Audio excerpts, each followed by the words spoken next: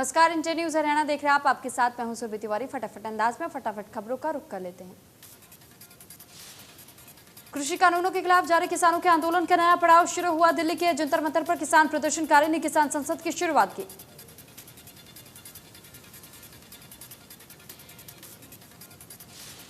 किसान संगठनों के मुताबिक जब तक संसद का मानसून सत्र जारी रहेगा वो हर रोज यहां पर ऐसे किसान संसद लगाएंगे।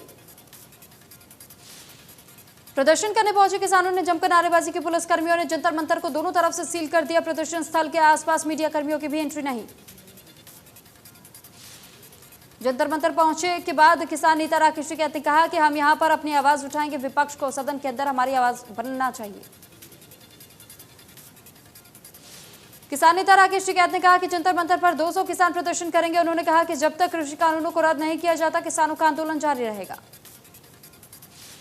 किसान नेता राकेश टिकैत ने कहा कि किसानों ने विपक्षी सांसदों को व्हिप जारी किया है। विपक्षी सांसदों का कहा गया है कि वहां से वापस नहीं आना, अपनी बात रखनी है। राकेश टिकैत ने कहा कि अगर कोई भी पक्ष का सांसद बात नहीं रखेगा तो हम उसे अयोग्य घोषित कर देंगे और वोट नहीं देंगे। अगर बात नहीं उठाई गई तो देश की जनता को विपक्ष के खिलाफ करेंगे। राकेश टिकैत ने कहा कि टैंक, ट्रैक्टर और ट्वीट की नीति पर किसान काम कर रहा है। 26 जनवरी जैसे टकराव इस बार नहीं होगा। सभी को आइडेंटिटी कार्ड दिए गए। संसद के मानसून सत्र में विपक्ष लगातार सरकार पर हमलावर है। कृषि कानूनों के खिलाफ संसद का सत्र शुरू होने से पहले कांग्रेस के सांसदों ने गांधी स्टैचू के पास प्रदर्शन किया, जिसमें कांग्रेस सांसद राहुल गांधी भी शामिल हुए। पेगासस जासूसी विवाद और कृषि कानूनों के खिलाफ सदन में विपक्ष ने जमकर हंगामा किया, जिसके बाद राज्यसभा के बाद लोकसभा की भी कार्रवाई स्थगित की गई।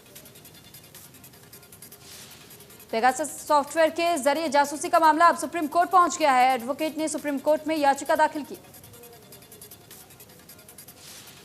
याचिका में सुप्रीम कोर्ट की निगरानी में एसआईटी जांच की मांग की गई है। भारत में पेगासस की खरीद पर रोक लगाने की भी मांग की गई।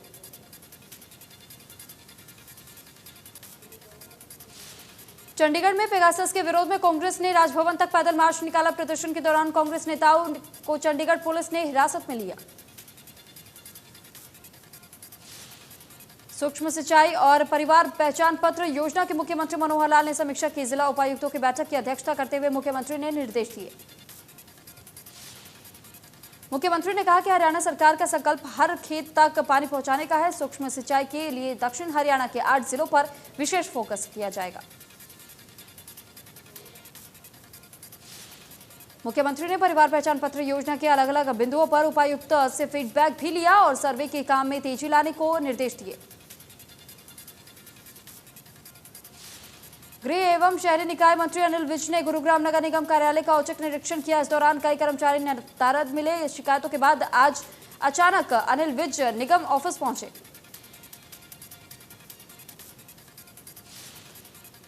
औचक निरीक्षण के दौरान अनिल विज ने बड़ी कार्रवाई की। 2 एसडीओ को सस्पेंड किया और एक एक्सएन धर्मवीर मलिक को रिलीव कर दिया गया। फर्जी पत्र लगाने के आरोप में एक्सएन और एसडीओ पर एफआईआर दर्ज कराने के आदेश भी दिए गए। अनिल विज करीब 2 घंटे तक निगम ऑफिस में रहे।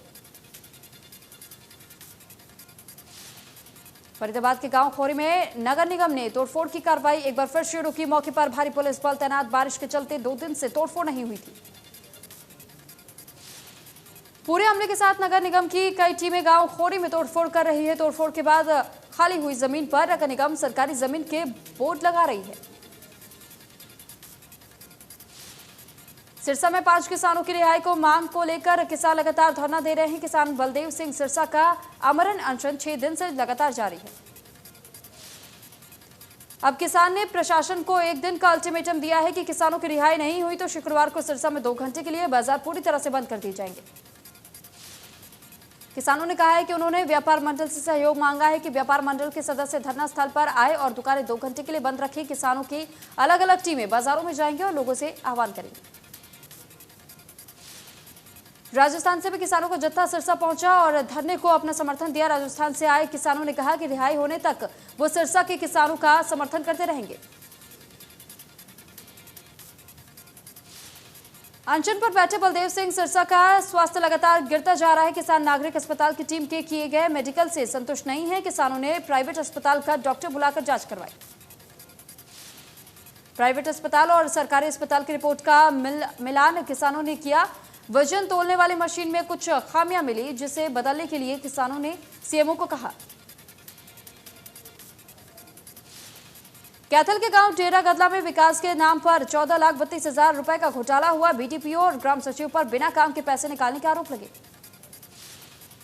आरोप है कि ना काम हुआ, ना निर्माण सामग्री पहुंची और पंचायत खाते से 14 लाख से ज्यादा निकलवा लिए गए, जिसकी शिकायत जिला उपायुक्त को दी जाएगी। सोनीपत में नगर निगम के क्षेत्र के तहत आने वाली सड़कों के बीच में बने गहरे गड्ढे हादसों को न्योता दे रहे हैं। सड़क निर्माण में 2 महीने पहले की गई लीपापोती सबके सामने आ गई है। बारिश की वजह से सड़क में गहरे गड्ढे बन गए हैं। कुछ वाहन गड्ढों में काफी देर तक फंसे रहते हैं, तो कुछ वाहन धीरे धीरे रेंगते हुए आगे बढ़ते हैं। सीवर के मेन होल से ढक्कन भी गायब हो चुका है। दुकानदार का नगर निगम के अधिकारियों पर आरोप है कि समस्या के समाधान को लेकर कई बार शिकायत की जा चुकी है। सड़क जर्जर हो चुकी है, लेकिन सिर्फ लीपापोती की जा रही है। जींद में जिला जेल के पास निर्माणाधीन ओवरब्रिज से गिरने से बाइक सवार की मौत हो गई, जबकि एक युवक गंभीर रूप से घायल हुआ। मृतक नागरिक अस्पताल में आउटसोर्सिंग कर्मी था। निर्माणाधीन ओवरब्रिज के रास्ते को बंद नहीं किया हुआ था, जिसके चलते यह हादसा हुआ। लोगों ने ठेकेदार पर लापरवाही का आरोप लगाया। बल्लभगढ़ में सड़क में हुए गड्ढे से बाइक फिसलने से युवक बुरी तरह घायल हो गया। युवक अपने साथी के साथ घर से ड्यूटी के लिए निकला था। फरीदाबाद के सेक्टर 30 में 2 साल की बेटी को मायके लेकर आई मां के सामने खेलते खेलते बच्ची अचानक से गायब हो गई। 11 दिन बीत जाने के बाद भी बच्ची का अभी तक कोई सुराग नहीं लगा है। बच्ची का पता बताने वाले व्यक्ति को 50,000 नकद इनाम देने का ऐलान कर दिया गया। फरीदाबाद के अलग अलग इलाकों से करीब आधा दर्जन बच्चे गायब हो चुके हैं, जिसमें कई बेटियां भी शामिल हैं। सोनीपत की एसटीएफ पुलिस ने शातिर बदमाश को गिरफ्तार करने में सफलता हासिल की है। बदमाश साल 2015 में भिवानी में हत्या की वारदात को अंजाम देकर मौके से फरार हो गया था। बदमाश को साल 2017 में कोर्ट ने भगोड़ा घोषित किया था और पुलिस ने उसकी गिरफ्तारी के लिए इनाम भी रखा था। बदमाश ने अपनी बहू की कुल्हाड़ी से वार कर हत्या कर दी थी। धर्मनगरी कुरुक्षेत्र में पूजा अर्चना के बाद राम मंदिर निर्माण में इस्तेमाल होने वाली चांदी की ईंट अयोध्या के लिए रवाना की गई। 1.5 किलो वजन के चांदी की ईंट को स्वामी हरिनारायण लेकर रवाना हुए। हिंदू वाहिनी के अध्यक्ष ने कहा कि उनका कई सालों से संकल्प था कि जब अयोध्या में भगवान राम का मंदिर बनाया जाए और उनका निर्माण हो तो धर्मनगरी कुरुक्षेत्र से चांदी की ईंट मंदिर निर्माण के लिए जरूर लेकर जाएंगे। सोनीपत में ट्रीमैन देवेंद्र सुरा की मुहिम अब सीआरपीएफ कैंप में भी जा पहुंची। देवेंद्र सुरा की नर्सरी से सीआरपीएफ जवानों को 4,500 पौधे निःशुल्क दिए गए। ट्रीमैन देवेंद्र सुरा ने कुछ दिन पहले सीआरपीएफ कैंप में जाकर पौधारोपण किया था और उसी से प्रेरित होकर सीआरपीएफ के जवान देवेंद्र सुरा की नर्सरी में पहुंचे और पौधे लेकर गए। कैथल के गांव अजीतनगर निवासी तीरंदाजी खिलाड़ी हरिंदर सिंह का चयन पैरा ओलंपिक खेलों में हुआ। अब हरविंदर जापान के टोक्यो में होने वाली पैरा ओलंपिक स्पर्धा में निशाना साधेंगे। हरविंदर ने बताया कि जापान में ये प्रतियोगिता 24 अगस्त से 5 सितंबर तक होगी। इसके लिए उन्होंने 17 जून को ट्रायल दिया था। अब वो 20 अगस्त को कैथल से जापान के लिए रवाना होंगे। देश में कोरोना मामलों में लगातार गिरावट दर्ज की जा रही है। 24 घंटे में 41,000 से ज्यादा नए केस सामने आए हैं। 510 मरीजों की जान गई। दूसरी लहर के बीच अब देश में एक्टिव केस 4 लाख से ज्यादा कोरोना मरीजों की ठीक होने की रिकवरी रेट में बढ़त देखी गई है। 24 घंटे में 38,000 मरीज रिकवर हुए। महाराष्ट्र में कोरोना के केस लगातार कम हो रहे हैं। एक दिन में महाराष्ट्र में कोरोना के 8,000 नए मरीज मिले, जबकि 7,000 कोविड मरीज ठीक हुए। 165 मरीजों की जान गई। दिल्ली में 24 घंटे में 64 से ज्यादा केस मिले। 24 घंटे में 4 मरीजों की जान गई। दिल्ली में अब 500 से ज्यादा केस एक्टिव। प्रदेश में कोरोना के 35 नए केस सामने आए हैं। 24 घंटे में 3 लोगों की जान गई है। 27 से ज्यादा मरीज ठीक हुए। अब एक्टिव केस 700 से ज्यादा। अंबाला में स्वास्थ्य विभाग आयुष्मान योजना को लेकर नया पायलट प्रोजेक्ट शुरू करना जा रहा है। योजना में आने वाले 55 साल से ज्यादा उम्र वालों से स्वास्थ्य विभाग की आयुष मित्र टीम संपर्क करेगी और बीमारियों के बारे में पूछेगी। मरीज को निःशुल्क इलाज के लिए नजदीकी स्वास्थ्य केंद्र पर आने के लिए प्रेरित किया जाएगा। हरियाणा आयुष्मान योजना के सीईओ ने सभी जिलों के अधिकारियों को वीडियो कॉन्फ्रेंसिंग के जरिए बैठक की। पलवल में धान की खेती को छोड़कर बाकी फसल उगाने वाले किसानों के प्रोत्साहन के लिए शुरू की गई योजना मेरा पानी मेरी विरासत की रजिस्ट्रेशन की आखिरी तारीख बढ़ाकर 31 जुलाई कर दी गई। जिला बागवानी अधिकारी ने बताया कि पलवल में 250 एकड़ जमीन में धान की बजाय बागवानी की खेती करने का लक्ष्य मिला है, जो पूरा कर लिया गया है। मेरा पानी मेरी विरासत योजना के तहत यह अभियान लगातार जारी है। योजना के लाभपात्र वही किसान होंगे जिन्होंने पिछले साल धान की खेती की। बागवानी की खेती के दौरान किसान हाइब्रिड सब्जियों की खेती करता है और 8,000 रुपए अनुदान प्रति एकड़ दिया जाएगा। बारिश से किसान बेहद खुश है। बारिश का किसानों को काफी समय से इंतजार था। बारिश हुई तो किसानों के चेहरे खिल उठे। इस बार मानसून की बारिश ने किसानों को काफी राहत दी है। बारिश से उनकी फसल काफी अच्छी होने की संभावना बढ़ गई है। भिवानी में अब तक लगभग 52 mm बारिश हो गई है। कृषि अधिकारी का कहना है कि फसल इस बार बम्पर होगी। फसलों पर लगने वाली बीमारियां भी नहीं लगेगी और जो लगी है वो भी खत्म होंगी। घरौंडा में खोखले हो रहे NH-44 के फ्लाईओवर वाहन चालकों के लिए बड़ा खतरा बन सकते हैं। बरसात के कारण पुलों की मिट्टी खिसकने और चूहों के सैकड़ों बिलों ने फ्लाईओवर को जर्जर बना दिया है। पुल की मिट्टी खिसकने की वजह से फ्लाईओवर पर बनी सड़क और रेलिंग टूटने लगी है। कई स्पॉट ऐसे हैं जहां पर भारी वाहन के गुजरने से हादसा हो सकता है। बरसात के मौसम में हाईवे के पुल से मिट्टी खिसकने की आशंका और ज्यादा बढ़ गई है। ऐसा हालातों के बावजूद NHAI और टोल कंपनी हाईवे के सुधार को लेकर गंभीर दिखाई नहीं दे रही। गोहाना के गांव महमूदपुर और गढ़ी के खेतों के बीच से होकर जाने वाली ड्रेन नंबर 8 में पानी का बहाव तेज होने और सफाई नहीं होने से फिर से दरार आ गई है, जिससे सैकड़ों एकड़ फसल जलमग्न हो गई।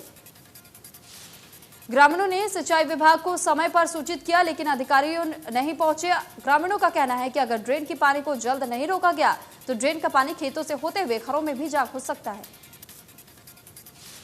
सोनीपत के कुंडली क्षेत्र में अपनी सास को छत से गिराकर उसकी हत्या करने वाले आरोपी को पुलिस ने गिरफ्तार कर लिया। आरोपी वारदात को अंजाम देकर मौके से फरार हो गया था। शराब के नशे में आरोपी अपनी पत्नी को बेरहमी से पीट रहा था। तभी उसकी सास ने अपनी बेटी को बचाने का प्रयास किया तो आरोपी ने अपनी सास को छत से गिराकर उसे मौत की घाट उतार दिया। गुरुग्राम में महिलाओं की आर्थिक तौर पर मदद की जाएगी। अखिल भारतीय अग्रवाल सम्मेलन की महिला इकाई का हुआ शपथ ग्रहण समारोह। गुरुग्राम की महिलाओं ने समारोह में बढ़ चढ़कर हिस्सा लिया।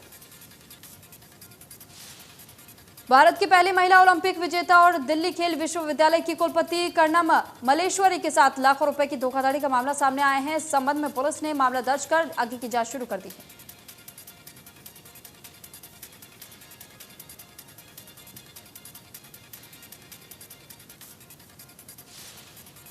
दिल्ली से मुंबई तक बनाए जाने वाले नेशनल हाईवे पर हो रहे निर्माण कार्य की बारिश ने पोल खोल दिए। हाईवे की सड़क काफी दूर तक धंस गई और कई जगहों पर टूट भी गई।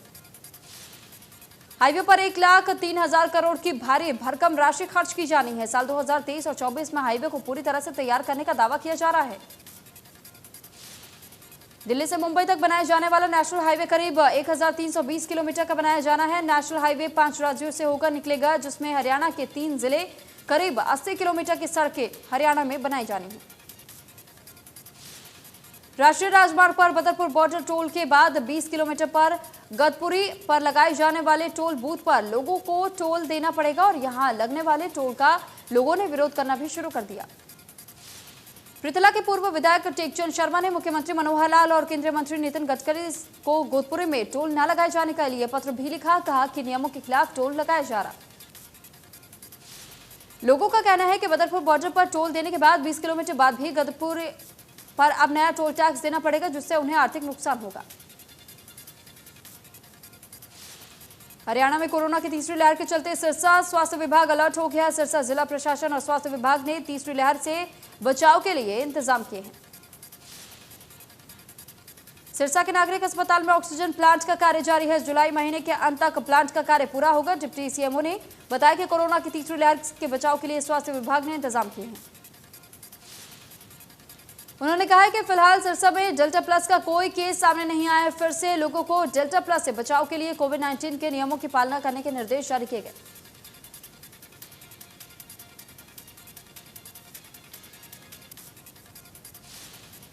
आम जनता से कानून का पालन करवाना सुनिश्चित करने के उद्देश्य से बड़ी संख्या में हिसार की सड़कों पर पुलिस उतरी। पुलिस ने मुख्य रूप से यातायात के नियमों का पालन सुनिश्चित करने के लिए जनता को आगाह किया। नियमों की पालना न करने वाले वाहन चालकों के चालान किए गए। पुलिस की तरफ से डे डोमिनेशन नाम से यह अभियान चलाया गया। इससे पहले पुलिस रात के समय नाइट डोमिनेशन अभियान चलाती रही है।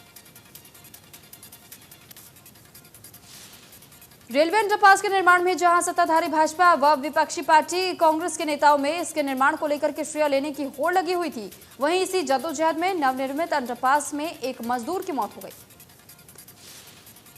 प्रशासन को आशंका थी कि बरसात के दौरान इस अंडरपास में एक साइकिल सवार डूबा है। इसी आशंका के तहत जिला प्रशासन ने यहां पर गोताखोर बुलवाए थे और पानी निकलवाने के साथ साथ यहां किश्तियां भी चलवाई थी। अंडरपास में करीब 17 फीट पानी भरा था। फायर ब्रिगेड ने भी सर्च अभियान यहां पर चलाया था, लेकिन तीसरे दिन मृतक का शव पानी में फूल कर ऊपर आ गया। मृतक की पहचान बामडोली गांव के जय किशन के रूप में की गई। चंडीगढ़ सेक्टर 7 रेस्टोरेंट में भयंकर आग लगे। रेनोवेशन के काम के दौरान हुआ हादसा। रेस्टोरेंट का रेनोवेशन कार्य के दौरान 30 से 35 के करीब वर्कर काम कर रहे थे। जम्मू के सतवारी इलाके में एक बार फिर ड्रोन की हरकत देखी गई है। ये ड्रोन रायपुर सतवारी में दिखाई दिया, जिसके बारे में ज्यादा जानकारी जुटाई जा रही है। सतवारी इलाके में ड्रोन को सबसे पहले सेना के जवानों ने देखा, जिसके बाद सेना ने स्थानीय पुलिस स्टेशन को भी इसकी सूचना दी। सतवारी इलाके के पास में ही कैंट और एफओ स्टेशन है। 15 अगस्त देखते हुए जम्मू कश्मीर में सुरक्षा एजेंसी अलर्ट पर है। जम्मू कश्मीर पुलिस के डीजीपी ने जम्मू में उच्च स्तरीय बैठक की, जिसमें पुलिस और तमाम सुरक्षा एजेंसियों को ड्रोन के संभावित खतरे को देखते हुए अलर्ट पर रखने के लिए कहा गया है। मौसम विभाग ने देश भर के अलग अलग राज्यों में अगले 4 दिनों के लिए अलर्ट जारी किया है। कई जगह पर भारी बारिश और बहुत भारी बरसात होने के अनुमान जताए गए। मौसम विभाग के क्षेत्रीय केंद्रों ने मुंबई में भारी से बहुत भारी बारिश का पूर्वानुमान व्यक्त करते हुए रेड अलर्ट जारी किया है। इससे पहले मौसम विभाग की तरफ से ऑरेंज अलर्ट जारी किया गया था।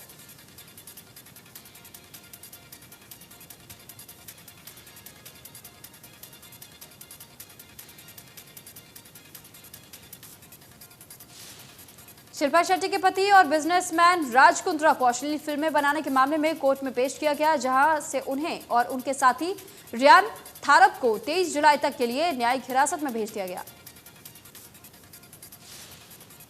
विवादों में फंसे राज कुंद्रा को लेकर मशहूर यूट्यूबर ने दावा किया कि राज कुंद्रा ने उन्हें भी ऐप हॉट शॉट्स के वीडियो में काम करने के लिए कहा था। मशहूर यूट्यूबर पुनीत कौर ने अपनी इंस्टाग्राम स्टोरी के जरिए इस बात का खुलासा किया।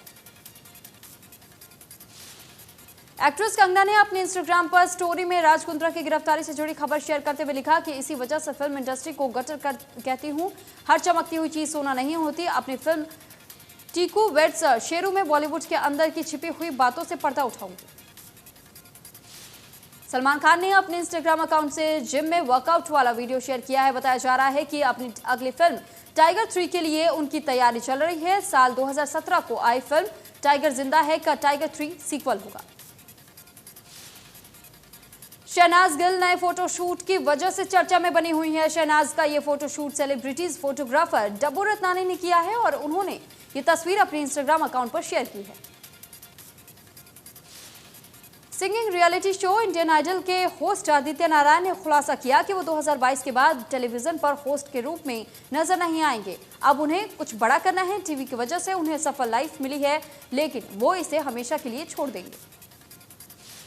Amazon प्राइम वीडियो पर द फैमिली मैन सीजन 2 और नेटफ्लिक्स पर एंथोलॉजी सीरीज रे के बाद मनोज बाजपेयी G5 पर नजर आएंगे। एक बार फिर मनोज थ्रिल और सस्पेंस का जोरदार तड़का लगा रहे हैं। G5 की फिल्म डायल 100 मनोज की अगली रिलीज है।